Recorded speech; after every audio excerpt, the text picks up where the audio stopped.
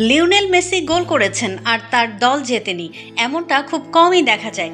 এবার আরেকবার দেখা গেল মেজর লিগ সকারের ম্যাচে। MLS এর ম্যাচে আটলান্টা ইউনাইটেডের কাছে ৩-১ ব্যবধানে হেরেছে ইন্টার মায়ামি। বৃহস্পতিবার ৩০ মে বাংলাদেশ সময় ভোরে আটলান্টার মুখোমুখি হয়েছিল মায়ামি। ম্যাচে প্রথমার্ধেই সাবা লোবজানিৎজের গোলে পিছিয়ে পড়ে মায়ামি। এরপর দ্বিতীয়ার্ধে আরও একটি গোল করেন তিনি।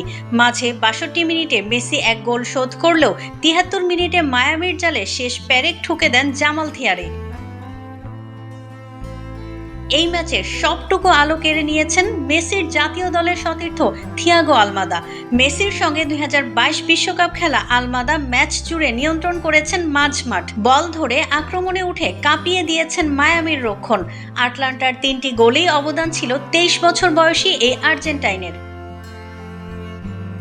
এই ম্যাচে হারের পরও MLS ইস্টার্ন কনফারেন্সে প্রথম স্থান ধরে রেখেছে মায়ামি। ন্যাশভিলের কাছে ২-০ গোলে হেরে ১ পয়েন্টের ব্যবধানে পিছিয়ে ২-এ অবস্থান করছে সিনসিনাটি। শনিবার নিজেদের পরের ম্যাচে মাঠে নামবে মায়ামি।